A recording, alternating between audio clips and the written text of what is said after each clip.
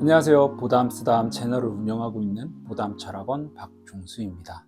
삼재에 대한 설명을 좀 드려볼까 해요. 우리 옛날 고서를 보게 되면 삼재팔란이라고 해서 대흉살로 일컬어지고 그냥 삼재만 가지고 무조건 안 좋다 이렇게 보는 게 아니라 대운이 좋지 않은 상황에서 삼재를 맞닥뜨렸을 때 크게 파산한다고 쓰여져 있습니다. 어떻게 흘러가고 있는지가 굉장히 중요하다고 말씀을 드릴 수가 있어요. 기본적으로 삼재를 보는 방법, 삼재 때문에 어떠한 일들이 일어날 수 있는지에 대한 설명을 좀 간단히 드려보도록 하겠습니다. 삼재라고 하면은 단계를 세 가지로 나눠요. 들삼재, 눌삼재, 그 다음에 날삼재라고 해서 세 개 중에 언제가 가장 힘드냐, 이 눌삼재 때가 가장 힘들다고 할 수 있어요. 들삼재는 환경이 변화하는 것 때문에 힘들다고 할 수 있습니다. 이 눌삼재는 진짜로 나한테 힘든 시기를 맞닥뜨리는 거, 그리고 날삼재는 그나마 편하다, 빠져나가기 때문에 이렇게 보시면 돼요. 띠를 이렇게 나눠놨는데 삼합의 형태로 나눠 놓은 겁니다. 결혼할 때 보면 4살 차이 궁합도 안 본다 이런 표현들을 쓰는데 그게 이 삼합의 구조 때문에 그래요. 4살 차이로 이어져 있는 겁니다.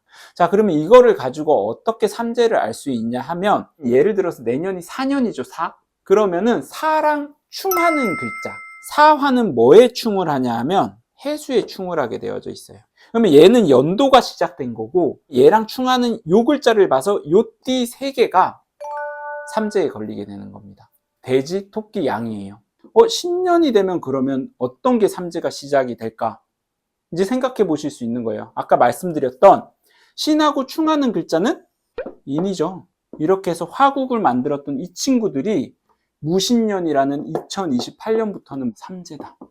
이렇게 해서 삼재는 삼합에 충하는 기운이 언제 들어오느냐에 따라서 다르게 볼 수 있는 게 가장 쉽게 찾는 방법입니다.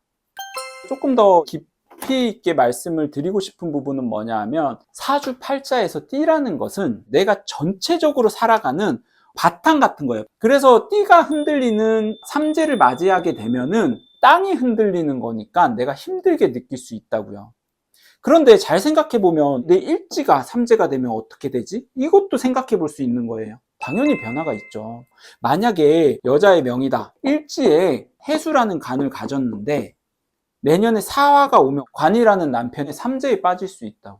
삼재로 안 보면 이걸 일반적인 해석에서 뭐라고 하는 거예요? 사의 충 때문에 흔들린다고. 해가 있으면 얘는 언제 안 좋은 거예요? 사, 오, 미년에 삼재잖아요.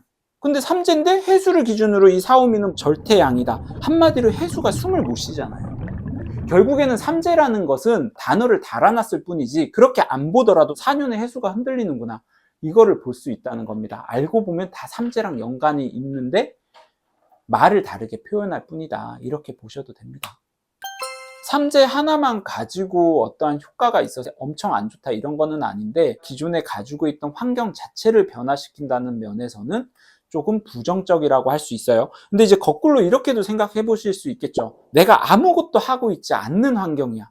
내가 특별히 뭔가를 적극적으로 하고 있지 않는 입장에서는 충이 와서 내 환경을 건드렸다, 새롭게 뭔가를 시작하는 에너지가 되기도 한다.